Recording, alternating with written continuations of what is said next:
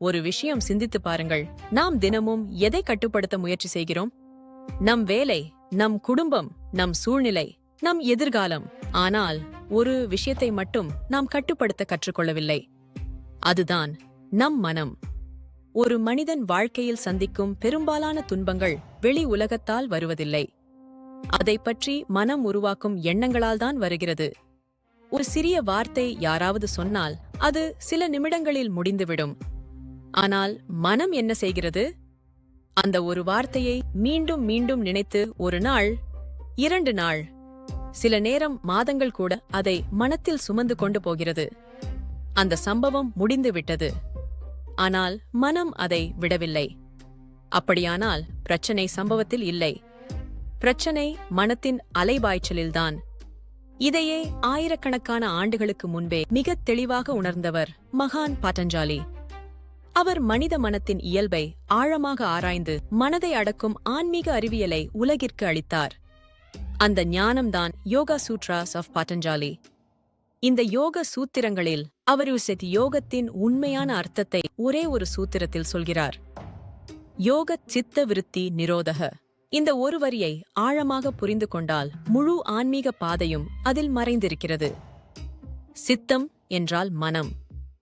விருத்தி என்றால் மனத்தில் எழும் எண்ணங்களின் அலைகள். நிரோதக என்றால் அதை அமைதியாக்குவது.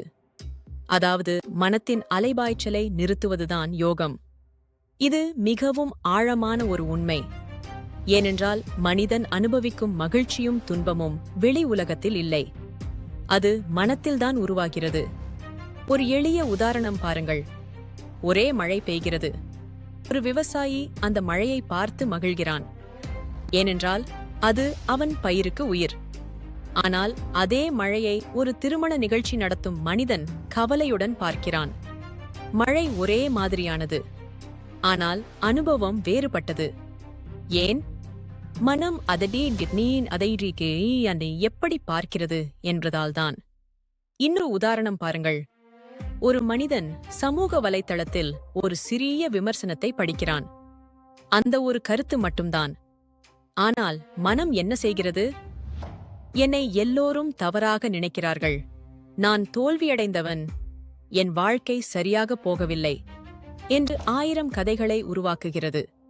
ஒரு சிறிய சம்பவம் மனத்தின் கற்பனையால் ஒரு பெரிய துன்பமாக மாறுகிறது. அதனால்தான் பதஞ்சலி மகரிஷி மனத்தின் அலைபாய்ச்சலே மனித துன்பத்தின் மூல காரணம் என்று சொல்கிறார். ஒரு அழகான உவமை பாருங்கள். ஒரு குளத்தில் நீர் மிகவும் கலங்கியிருந்தால் அதன் அடியில் என்ன இருக்கிறது என்று நாம் பார்க்க முடியாது. ஆனால் அந்த நீர் மெதுவாக அமைதியாக இருந்தால் அதன் அடியில் இருக்கும் அனைத்தும் தெளிவாக தெரியும்.